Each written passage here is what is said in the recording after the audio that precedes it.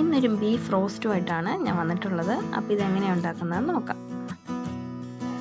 അതിന് വേണ്ടിയിട്ട് ഞാനിവിടെ 1/2 കിലോ ബീഫ് ക്ലീൻ ചെയ്ത് വെച്ചിട്ടുണ്ട്. അപ്പോൾ ഇതിലേക്ക് നമുക്ക് കുറച്ച് സാധനങ്ങൾ ചേർത്ത് കൊടുക്കാം. ആദ്യം തന്നെ 1 ടേബിൾ സ്പൂൺ ഇഞ്ചി ചതച്ചത് ചേർത്തിട്ടുണ്ട്. ഇനി ഇതിലേക്ക് 1 ടേബിൾ സ്പൂൺ മല്ലിപ്പൊടി, 1 ടേബിൾ സ്പൂൺ മുളക് പൊടി, ഏത് വേണമെങ്കിലും ചേർക്കാം, കാശ്മീരി ചില്ലിയോ അല്ലെങ്കിൽ നോർമൽ ചില്ലിയോ ഏതെങ്കിലും, ആവശ്യത്തിനുള്ള ഉപ്പ്. ഇനി ഇത് നന്നായിട്ടൊന്ന് മിക്സ് ചെയ്തെടുക്കാം. ഇത് നന്നായിട്ട് മിക്സ് ചെയ്തെടുത്തിട്ടുണ്ട്. ഇതൊരു കുക്കറിലേക്ക് ഇട്ട് കൊടുക്കാം. അപ്പോൾ ഞാനിതൊരു കുക്കറിലേക്ക് ഇട്ട് കൊടുത്തിട്ടുണ്ട്. അപ്പം ബീഫിൽ നിന്ന് വെള്ളം ഇറങ്ങുമെങ്കിലും കുറച്ചുകൂടി വെള്ളം ഞാൻ ചേർത്ത് കൊടുക്കുന്നുണ്ട്, ഒരു 3-4 ടേബിൾ സ്പൂണോളം. ഇനി ഇത് അടച്ച് വെച്ച് വേവിച്ചെടുക്കാം. അപ്പോൾ ഞാൻ ആദ്യം ഹൈ ഫ്ലെയിമിൽ ഒരു വിസിലും അതിനുശേഷം ഫ്ലെയിം കുറച്ച് ഏറ്റവും ലോയിൽ വെച്ചിട്ട് ഒരു 15 മിനിറ്റും കുക്ക് ചെയ്യും. അത് കഴിഞ്ഞ് പ്രഷർ പോയിട്ട് തുറക്കും. അപ്പോൾ 90% നമുക്ക് ചെയ്ത് കിട്ടിയാൽ മതി. ഇപ്പോൾ ഇവിടെ 15 മിനിറ്റും കഴിഞ്ഞ് പ്രഷർ മുഴുവൻ പോയിട്ടുണ്ട്. ഞാൻ തുറന്ന് നോക്കുകയാണ്.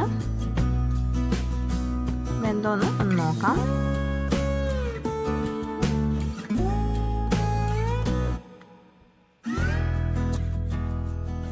ഒരു പീസ് എടുത്ത് നോക്കുമ്പോൾ നമുക്ക് ആവശ്യത്തിന് വെന്ത് കിട്ടിയിട്ടുണ്ട്. ഇത് മതി. ഇനി ഒരു ചീനച്ചട്ടി ഞാൻ വെച്ചിട്ടുണ്ട്. അതിലേക്ക് വെളിച്ചെണ്ണ ഒഴിച്ച് 1 കപ്പ് അരിഞ്ഞ ഉള്ളി ചേർത്ത് കൊടുക്കാം. അരിഞ്ഞതിന് ശേഷം ഇത് 1 കപ്പുണ്ട്.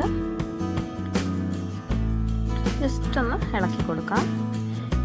ഇനി ഇതിലേക്ക് 1 ടേബിൾ സ്പൂൺ വെളുത്തുള്ളി ചതച്ചതാണ് ചേർക്കുന്നത്. ഇനി ഇതിലേക്ക് ഒരു 4 പച്ചമുളക്, ഇത് എരിവ് കുറവുള്ള പച്ചമുളകാണ്. ഇനി ഇതെല്ലാം കൂടെ ഒന്ന് വഴറ്റി ഒന്ന് നന്നായിട്ട് വാടി വരട്ടെ. ജസ്റ്റ് ഒന്ന് കളർ മാറുന്ന ഭാഗം അതുവരെ ഒന്ന് വഴറ്റി കൊടുക്കാം. അതായത് ഇവിടെ നന്നായിട്ട് വാടി വന്നിട്ടുണ്ട്. കണ്ടോ, നന്നായിട്ട് വാടിയിട്ടുണ്ട്. ഇനി ഇതിലേക്ക് ഒരു മീഡിയം സൈസ് തക്കാളി നീളത്തിൽ മുറിച്ചതാണ് ചേർത്ത് കൊടുത്തത്. ഇനി 1 ടീസ്പൂൺ ഗരം മസാലപ്പൊടി ചേർത്ത് കൊടുക്കാം. ഒന്ന് ഇളക്കി കൊടുക്കാം. ഇനി ഇതിലേക്ക് 1/2 ടീസ്പൂൺ പെരിഞ്ജീരകം പൊടിച്ചത്, ഇത് വറുത്ത് പൊടിച്ചതാണ്. ഇനി നന്നായിട്ട് ഇളക്കി ഈ തക്കാളിയൊക്കെ ഉടഞ്ഞു വരുന്നത് വരെ ഒന്ന് വെയിറ്റ് ചെയ്യാം.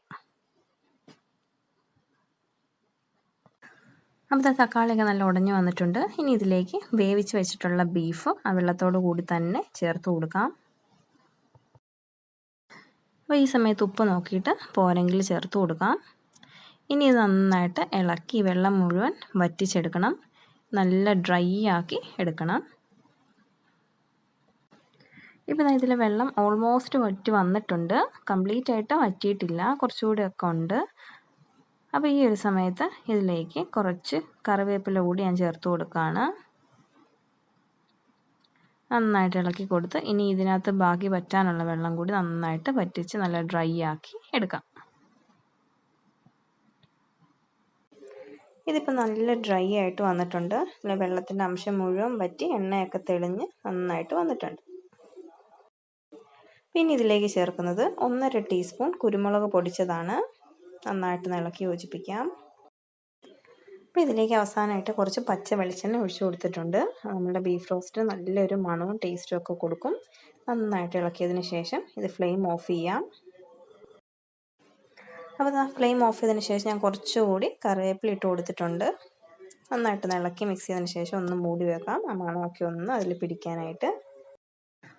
അപ്പോൾ ഇന്നത്തെ ബീഫ് റോസ്റ്റ് എല്ലാവർക്കും ഇഷ്ടമായെന്ന് കരുതുന്നു. ഇഷ്ടമായെങ്കിൽ എല്ലാവരും ട്രൈ ചെയ്ത് നോക്കണം. വീഡിയോ ഇഷ്ടമായെങ്കിൽ ചാനൽ സബ്സ്ക്രൈബ് ചെയ്യാൻ മറക്കല്ലേ. Thanks for watching.